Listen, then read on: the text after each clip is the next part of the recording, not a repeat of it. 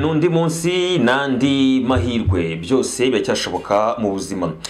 Icyambere kiro gishimishije no kuba wabyutse bigakunda ukagenda bigakunda. Nimba kandi wabyutse ukisanga ufite challenge, ufite ibibazo bitandukanye, icyo nakubwira nuko utagomba kwiheba.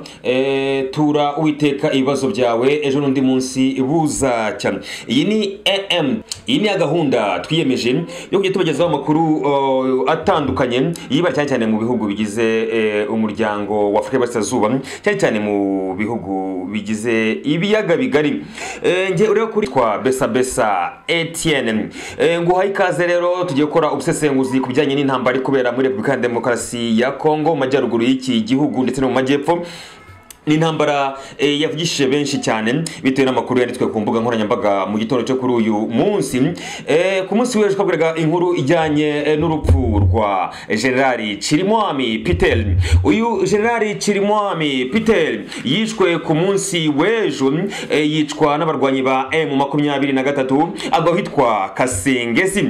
Uyu yarashwe n'abarwanyi ba M23 ubwo ari mu bikorwa byo gutera akanyabugabo ingabo za FARDC zifanyije na Wazalendo ndetse na FDLR kugira ngo bakomeze bahatane n'ingabo za M23 bazitsinture mu bice zigaruriye. Uyu mujenerali rero ku munsi w'ejo yitabye Imana, amakuru aza kugirwa ibanga.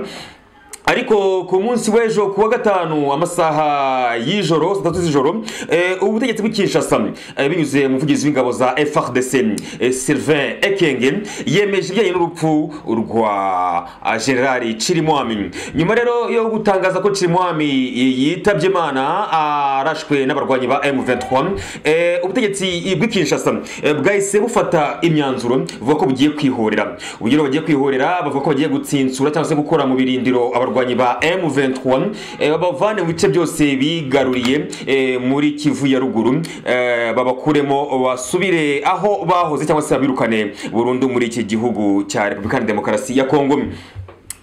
Icyo abantu bakomeje kwibaza ni kimwe, ese ingabo za FARDC zatswe zanyazwe ibice zari zirimo n'izi ngabo za M23, koko ibi bifuza gukora byo kuba bakihimura bica izi ngabo ndetse barazikura mu birindiro zigaruye biraza gushoboka?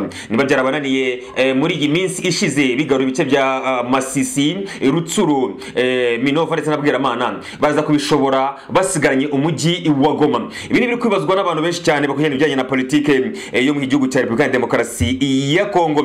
Reka tubihanga amaso tese turebe nimba koko FARDC bafatanyije na Wazalendo ndetse na FDLR bazize ko genocide mu Rwanda bari buze kwihimura kuri M23 bakabatsinsura cyangwa se bakabakura mu birindiro bigaruriye mu gace ka Minova, Bweramana cyangwa se Sake iherukwa gufatwa. Mbego dukomeza andi makuru twabahitemo kubagezaho amateka ndetse na makuru kuri Chirimwami wishwe ku munsi w'ejo, akaba ari guverineri w'intara ya Kivu ya ruguru. Abantu benshi batwandikiye ku mbuga nkoranyambaga zacu batubaza bifuza kumenya ese Chirimwami ni muntu ki? Majoro General Chirimwami Peter uyu musirikare yafatwaga nk'umuhuza w'imitwe irimo FDLR n'ubuyobozi bukuru bw'ingabo za FARDC, kuko we na Colonel Salomon Tokolonga wo muri regima ya 311 nibo bamenyaga imibereho y'abarwanyi bayo n'ibyo bakeneye kugira ngo urugamba rukomeze kugenda neza.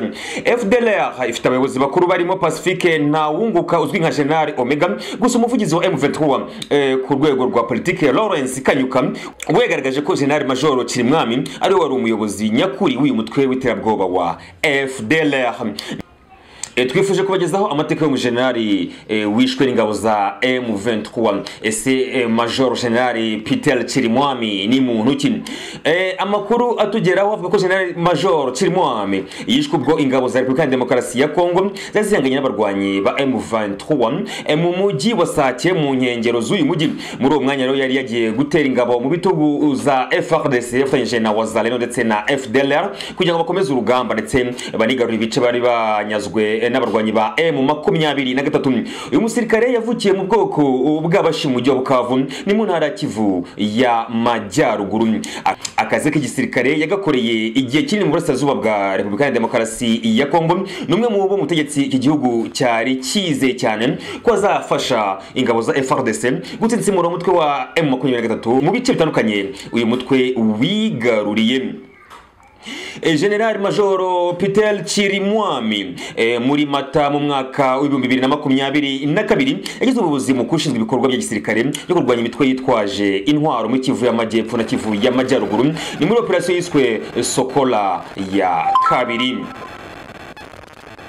Inshingano ikomeye General Major Chirimwami yari yahawe yarafite no kurwanya M23 yari maze hafi amezi 6 ihanganye n'ingabo za FARDC mu bice bya territoire ya Rutsuro mu ntara ya Kivu y'Amajyaruguru.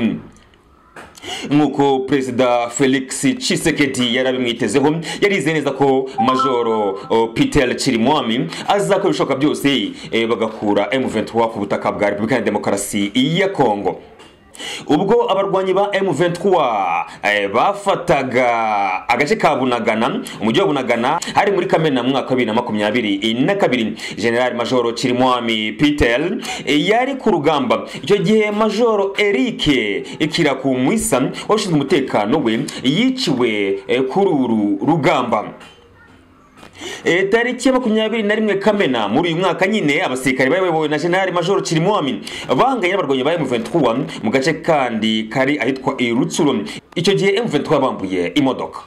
Iki gihe Perezida Tshisekedi Felix yabonye ko Major Chirimwami Peter adashoboye ibijyanye n'iyi ntambara yo kwirukana M23 muri Kongo. Igihe amwimurira mu gace k'intara ya Ituri hari muri Nyakanga mu mwaka wa 2022. Major General Peter Chirimwami yaje kwirwa guverineri wa Kivu y'Amajyaruguru muri Nzeri mu mwaka wa 2023. Igihe yasimbuye Lieutenant General Constantin Ndima wagaritswe ku mirimo nyuma y'aho abasirikare bagize umutwe urinda umukuru w'igihugu biciye abasivile barenga 50 mu mujyi wa Goma.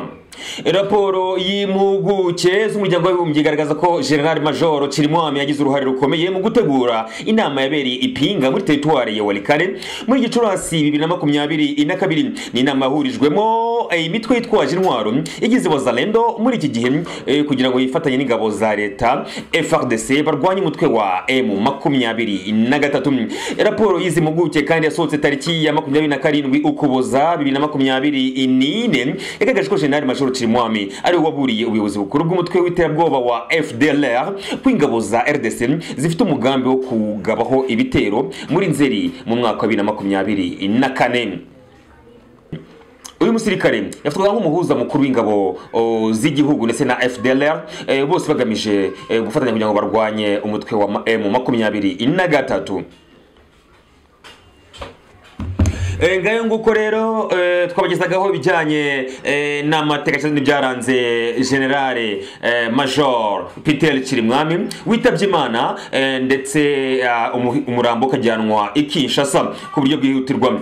Ku munsi w'ejo nibwo ubuyobozi bw'i Kinshasa bwemeje ku mugaragaro ko uyu musirikare mukuru wari guverineri w'intara Kivu y'Amajyaruguru yitabye Imana. Mu yandi makuru ari kutugeraho atari yemezwa n'ubuyobozi ubwo aribwo bwose bwa Repubulika ya Demokarasi ya Kongo, harimo ko tugeraho bavuga ko wari umuyobozi wa FDLR Major Omega nawe yitabye Imana guye mu bitero yagabweho n'abarwanyi ba M23. Mu gihe rero uyu mugabo yaba yitabye Imana dore ko afatwa nk'inkingi ya mwamba mu buyobozi bwa FDLR, ari uruhare rukomeye mu bikorwa by'urugomo n'ubwicanyi bukorerwa abavuga ururimi rw'ikinyarwanda bari ku butaka bwa Repubulika ya Demokarasi ya Kongo. Yaba ari inkuru nziza kuko idafite uyu mugabo biragoye cyane kugira ngo ikomeze ijye mbere. Mu yandi makuru atugeraho nuko yitwa Reverien Ndikuriyo. Uyu ni umukuru w'umugambwe FDD CNDD. Uyu nayo bivugwa ko yiciwe muri Repubulika ya Demokarasi ya Kongo yishwe n'ingabo za M23. Aya makuru yatugezeho mu gihe abasirikare b'Abarundi mu minsi ishize batangaje ko bagiye gusubira iwabo kuko batazi neza icyo barimo bararwanira. Mu yandi makuru atugeraho bivuga ko M23 mu mirwano yabaye ku munsi w'ejo, M23 yatangaje ko yafashe imbunda ikomeye ahitwa Ikibumba. Ni imbunda yakoreshwaga n'ingabo za FARDC, ni imbunda bivuga ko ngufite iminwa 24. Mu yandi makuru atugeraho nuko baranga Ikibumba bashimuse imodoka yatawe n'ingabo za FARDC bafatanyije na Wazalendo ndetse na FDLR. Mu yandi makuru atugeraho nuko umutwe w'abarwanyi ba AFC M23 bahaye gasopo ingabo z'umuryango w'abibumbye ONU ndetse na SADC. Ubuyobozi bwa M23 bwatangaje ko mu gihe cyose ingabo z'abibumbye zaba zibakomye mu nkokora zikivanga muri intambara cyangwa se SADC, nta kabuza bazabagabaho ibitero nta kubatinya. Andi makuru atugezeho nuko ingabo za M23 amakuru tugeraho none aravuga ko izi ngabo zinjiye mu mujyi wa Goma. Goma igizwe na komine 3, bivuga ko muri komine 3 zigize Goma, ebyiri muri zo zabazwe kwigarurwa na M23, akaba asigaye umujyi wa Goma nyirizina. Ngaye nguko rero aya namwe makuru twabateguriye, tukomeza gukurikirana andi makuru atandukanye byatangazwa kubijyanye n'ifatwa rya Goma.